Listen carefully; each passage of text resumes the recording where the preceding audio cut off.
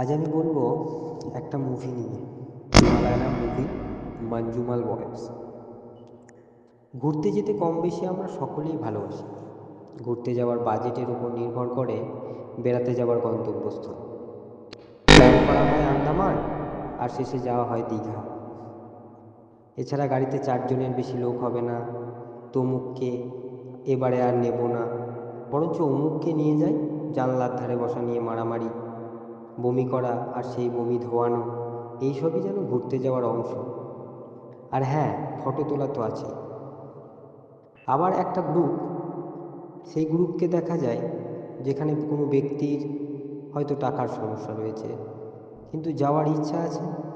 গ্রুপের বাকি মেম্বাররা তাকে কিছু না বুঝিয়ে নিয়ে চলে যায় স্মরণীয় স্মৃতির খাতায়। এইরকমই সাদামাটা গল্প নিয়ে মালায়ালাম সিনেমা মঞ্জুমাল বয়েজ, যেখানে গোয়া যাওয়ার প্ল্যান হয় আর শেষে গিয়ে কোদাইকানালে ঠেকে। 11 জন বন্ধু একসাথে থাকলে কতটা মজা হতে পারে, ঘুরতে গিয়ে সেটা যারা শুধু বয়েজ ট্রিপ করেছে তারা ভালোভাবেই বুঝবে। কিন্তু সমস্যা আছে। যতটা সাদামাটা মনে হচ্ছে এই সিনেমার কাহিনী, ততটা নয়। ঘুরতে গিয়ে বিপদের সম্মুখীন হলে কীরকম পরিস্থিতি হয় তা আমি একবার টের পেয়েছিলাম। ঘুরতে গিয়ে একটু আধটু পাকামো সবাই করে। এই যেমন দীঘায় পাহাড়ের মধ্যে দিয়ে হাঁটা, উঁচু জায়গা থেকে ঝাঁপ দেওয়া, কিংবা ছবি তোলার সময় রাস্তার গাড়ির ওপর ধ্যান না দেওয়া, ইত্যাদি। এখানেও সেই ঘটনাই ঘটে। বিপদ ঘটে এক বন্ধুর, যেখানে সে বেঁচে রয়েছে নাকি মারা গেছে কেউ জানে না। সেই পরিস্থিতিতে আমি মানুষজন কি করছে, কিভাবে পেরোচ্ছে, সামাল দিচ্ছে, সেগুলোই বলার।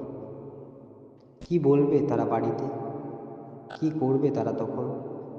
তার মধ্যে তুমুল ঝড়, বৃষ্টি, ঠান্ডা। বন্ধুকে না নিয়ে তারা কিভাবে বাড়ি যাবে? 11 জন হাট্টা কাট্টা ছেলে, ছেলেকে দেখে তোমার তখন 10টা শিশু যেমন দাঁড়িয়ে আছে মনে হবে নিরুপায়। সেই জায়গায় নিজেকে ভাবলেই গাটা আঁতকে ওঠে। তাদের দেখে একবারও মনে হবে না তারা যে অভিনয় করছে। সিনেমা দেখতে দেখতে বারবারই মনে হচ্ছিল আমিও ওই জায়গায় যদি থাকতে পারতাম। এন্ডিংয়ের একটা সিনে একটা বন্ধু ওই বিপদে পড়ে বন্ধুর জন্য যা করেছে, তার আগেই বারবার মনে হচ্ছিল আমি থাকলে আমিও ওটাই করতাম। এমনকি সবাই তাই চাইতো। ঘুরতে গেলে সেই কয়েকদিনের জন্য তারা তোমার সব, তারাই তোমার পরিবার, তারাই তোমার আপনজন। এটাই দেখানো হয়েছে এই সিনেমায়। যতই খারাপ পরিস্থিতি হোক, হাল ছাড়া বন্ধুদের কাজ নয়। সিনেমাতে প্রত্যেকের অভিনয় দেখে মনে হবে এরা আমাদেরই আশেপাশের কোনো ছেলে ছোকরার দল, যাদেরকে নিয়ে ডিরেক্টর সাহেব সিনেমাটি বানিয়েছেন। সিনেমাটি কিছুটা সত্য ঘটনা অবলম্বনে তৈরি। গুনা কেভ এর ইতিহাস জানলে আরও ভালো করে বুঝতে পারবেন। এটা কোনো রিভিউ নয়, এটা যারা একসাথে ঘুরতে যায় বা যাও তাদের উদ্দেশ্যে বলা। বিপদ কোনোদিন আমাদের বলে কয়ে আসে না। ঘুরতে গিয়ে সাবধানতা একটু বজায় রাখা উচিত, কিন্তু তাও যদি বিপদ আসে, পাশের মানুষটার হাত ছেড়ো না, হাল ছেড়ো না। দেখবে ধীরে ধীরে সেই বিপদ থেকে নিশ্চয়ই রক্ষা পাবে।